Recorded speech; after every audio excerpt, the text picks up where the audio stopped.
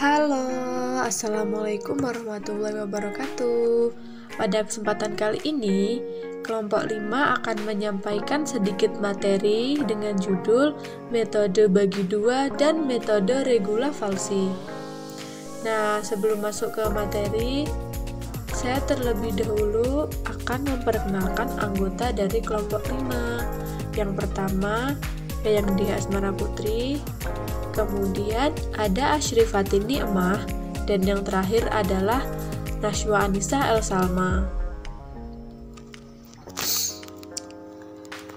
Sebelum kita mempelajari tentang metode bagi dua dan metode regula falsi, akan terlebih dahulu saya sampaikan tentang metode tertutup atau metode pengurung.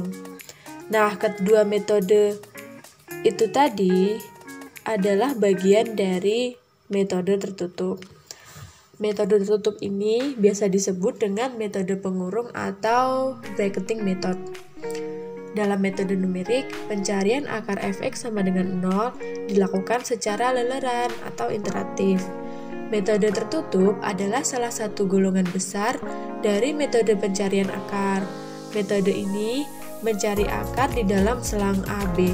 Selang AB sudah dipastikan berisi minimal satu buah akar. Karena itu, metode jenis ini selalu berhasil menemukan akar. Dengan kata lain, lelerannya selalu konvergen atau menuju ke akar. Karena itu, metode tertutup terkadang juga dinamakan dengan metode konvergen. Selanjutnya, dalam sebuah selang terdapat lebih dari satu buah akar atau bahkan tidak ada sama sekali. Nah, secara grafiknya dapat ditulis sebagai berikut. Yang pertama, jika FA, FB kurang dari 0, maka terdapat akar sebanyak bilangan ganjil.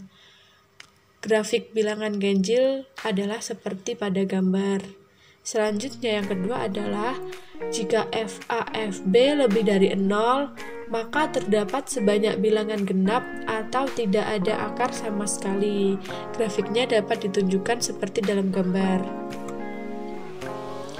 Adapun syarat cukup keberadaan akar adalah yang pertama, jika FA, FB kurang dari 0 dan Fx menerus di dalam selang AB, maka paling sedikit terdapat satu buah akar persamaan. Fx sama dengan 0 dalam selang AB. Selanjutnya akan dijelaskan metode bagi dua dan juga metode regula falsi. Materi tersebut akan disampaikan oleh teman saya.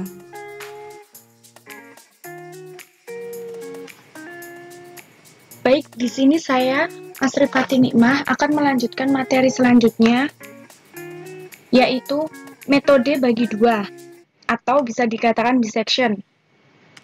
Metode bagi dua disebut juga pemotongan biner, atau binary chopping. Metode pembagian dua, interval halving. Prinsip metode bagi dua adalah mengurung akar fungsi pada interval selang A, selang B. Selanjutnya, interval tersebut terus-menerus dibagi dua, hingga sekecil mungkin, sehingga nilai hampiran yang dicari dapat ditentukan dengan tingkat akurasi tertentu. Selanjutnya yaitu kasus yang mungkin terjadi pada penggunaan metode bagi dua. Yang pertama yaitu jumlah akar lebih dari satu. Mengapa? Karena dalam selang A, B terdapat lebih dari satu akar, atau bisa dikatakan banyaknya akar ganjil. Hanya satu buah akar yang dapat ditemukan. Bagaimana cara mengatasinya? Cara mengatasinya, gunakan selang A, selang B yang cukup kecil yang memuat hanya satu buah akar saja. Kasus yang kedua yaitu akar ganda. Metode bagi dua tidak berhasil menemukan akar ganda. Hal ini disebabkan karena tidak terdapat perbedaan tanda di ujung-ujung selang yang baru. Selanjutnya yaitu singularitas. Pada titik singularitas, nilai fungsinya tidak terdefinisi. Bila selang A, selang B mengandung titik singular, lelaran metode bagi dua tidak pernah berhenti penyebabnya.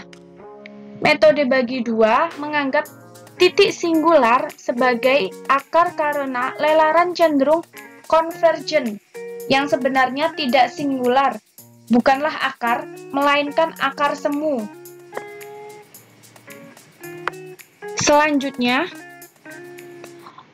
rumus umum yang pertama yaitu untuk menggunakan metode bisection, terlebih dahulu ditentukan batas atas yang dilambangkan A dan batas bawah yang dilambangkan B. Kemudian hitung nilai tengah dengan rumus C sama dengan A ditambah B dibagi 2. Rumus umum yang kedua yaitu dari nilai C ini perlu dilakukan pengecekan keberadaan akar secara matematik. Suatu rank terdapat akar persamaan bila FA dan FB berlawanan tanda. Dapat dituliskan FA dikali FB kurang dari 0. Yang ketiga yaitu setelah diketahui di bagian mana terdapat akar, maka batas bawah dan batas atas diperbarui sesuai dengan rank dari bagian yang mempunyai akar.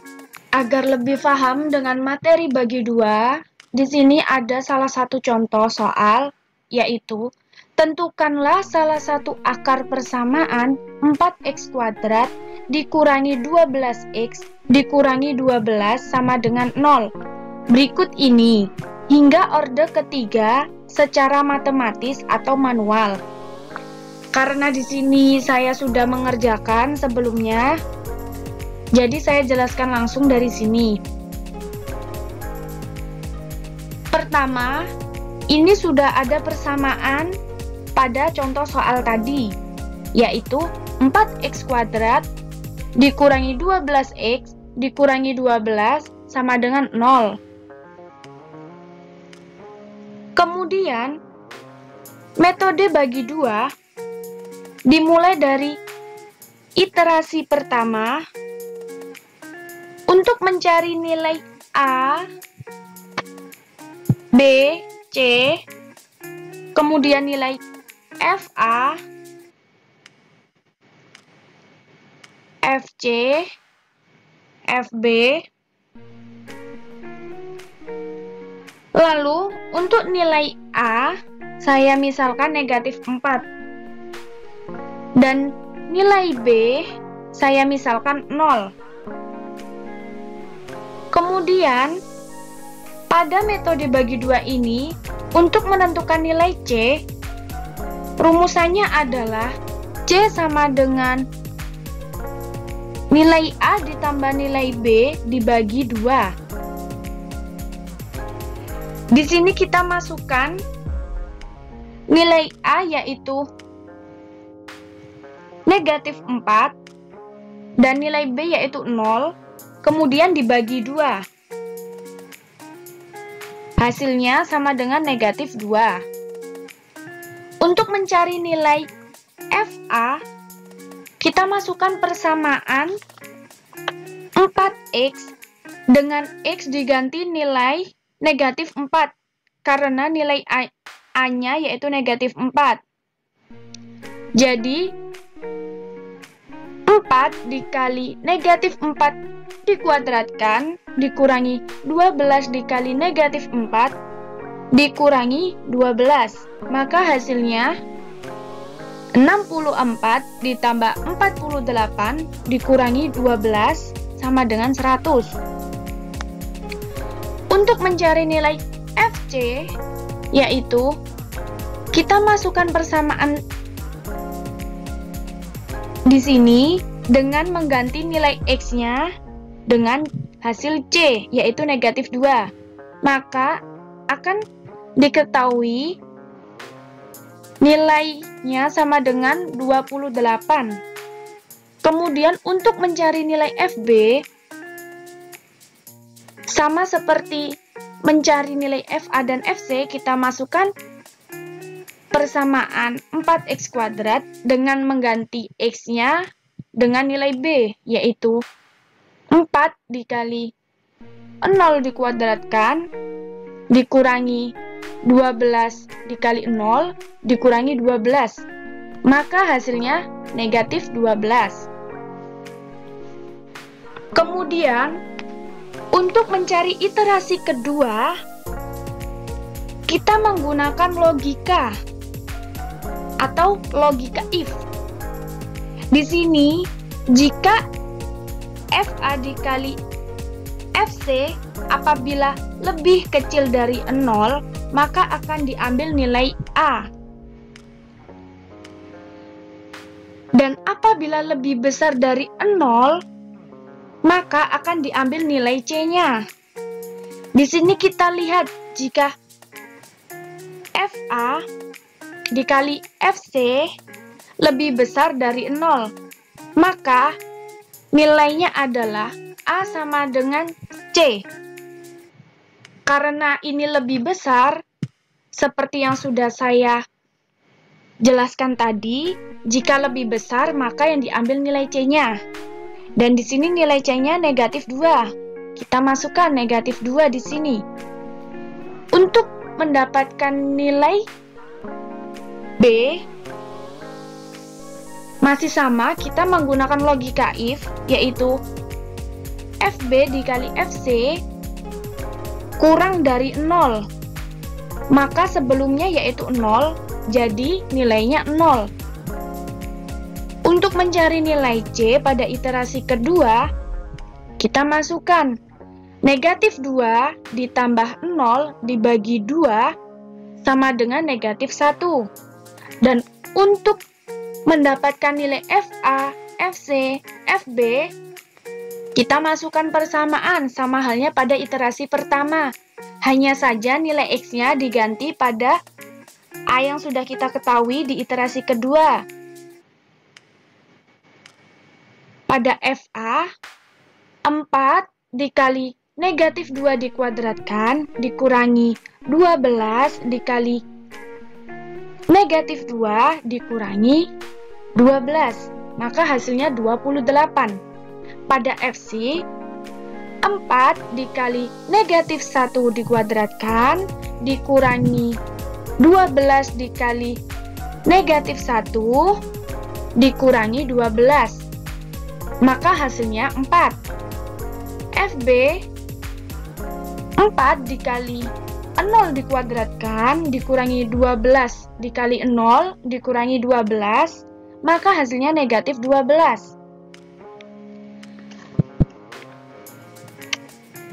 Kemudian, untuk mencari iterasi ketiga, sama seperti kita mencari iterasi kedua. Untuk nilai A-nya, kita gunakan logika if. FA dikali FC lebih besar dari 0, maka nilainya negatif 1. Nilai B-nya 0 karena lebih kecil. Nilai C-nya negatif 0,5. Nilai FA-nya sama seperti tadi, kita mencari menggunakan persamaan, hanya saja X-nya dirubah. Begitu juga dengan FC dan FB. Nah, karena pada soal tadi yang diminta hanya sampai orde ketiga, jadi sudah berhenti sampai sini saja. Dan hasilnya negatif 0,5. Sekian penjelasan metode bagi 2. Saya kira cukup. Mungkin materi selanjutnya akan dijelaskan oleh pemateri selanjutnya. Nama saya Naswa Anissa El Salma. Saya akan melanjutkan materi selanjutnya, yaitu metode regula falsi. Metode regula falsi atau metode posisi palsu merupakan salah satu solusi pencarian akar dalam penyelesaian persamaan-persamaan nonlinier melalui proses iterasi atau pengulangan. Seperti metode biseksi atau metode bagi dua, metode regula falsi juga termasuk dalam metode tertutup. Pada umumnya, pencarian akar dengan metode biseksi selalu dapat menemukan akar, namun kecepatan untuk mencapai akar hampiran sangat lambat. Oleh karena itu, untuk mempercepat pencarian akar tersebut, dibutuhkan metode lain, yaitu metode regula falsi. Jadi, metode regula falsi adalah modifikasi dari metode biseksi yang kinerjanya lebih cepat dalam mencapai akar hampiran. Perhatikan gambar di samping. Mula-mula, ambil nilai xn dan xn ditambah 1. Kemudian, dihitung fxn dan fxn ditambah 1. Syaratnya, fxn dan fxn ditambah 1 harus berbeda tanda. Selanjutnya, ditarik garis dari fxn menuju fxn ditambah 1. Garis ini akan memotong sumbu x di titik xt. Posisi xt inilah yang dicari melalui persamaan garis yang menghubungkan titik A, xn, fxn dengan titik B, xn ditambah 1, fxn ditambah 1. Persamaan garis tersebut dapat dirumuskan xt dikurangi xn per xn ditambah 1 dikurangi xn sama dengan 0 dikurangi fxn per fxn ditambah 1 dikurangi fxn. Sehingga nilai xt dapat dihitung xt sama dengan xn dikurangi fxn dikali xn ditambah 1 dikurangi xn per fxn ditambah 1 dikurangi fxn. Kemudian, langkah-langkah dalam menghitung metode regula falsi. Langkah yang pertama, menentukan sebarang titik x1 dan x2. Kemudian, hitung nilai fungsinya, yaitu fx1 dan fx2. Langkah yang kedua, cek fx1 dikali fx2 kurang dari 0. Artinya, fx1 dan fx2 harus berbeda tanda. Langkah yang ketiga, hitung nilai xt. Langkah yang keempat, hitung nilai fungsi fxt. Langkah yang kelima, cek fx1 dikali fx2 kurang dari 0. Jika ya, maka nilai x2 yang baru adalah nilai xt, sedangkan nilai x1 tetap. Jika tidak, maka nilai x1 yang baru adalah nilai xt, sedangkan nilai x2 tetap. Langkah yang keenam, cek apakah nilai mutlak fxt kurang dari sama dengan epsilon, di mana epsilon adalah bilangan yang kecil yang ditentukan nilainya oleh pengguna. Biasanya epsilon sudah terdapat di dalam soal. Langkah yang ketujuh, jika nilai mutlak fxt kurang dari sama dengan epsilon, maka xt adalah salah satu akar dari persamaan. Langkah yang kedelapan, jika nilai mutlak fxt lebih dari epsilon, maka proses akan berulang ke langkah 3. Demikian seterusnya sampai diperoleh nilai mutlak fxt kurang dari sama dengan epsilon. Contoh soalnya, hitung salah satu akar dari persamaan pangkat 3, fx sama dengan x pangkat 3 ditambah x pangkat 2 dikurangi 3x dikurangi 3 sama dengan 0, dengan epsilon 0,000001. Dengan mengikuti langkah-langkah di atas, diperoleh langkah yang pertama, ambil sembarang nilai awal xn sama dengan 1. Maka fxn sama dengan negatif 4. Langkah yang kedua, ambil sembarang nilai xn ditambah 1 sama dengan 2. Maka fxn ditambah 1 sama dengan 3.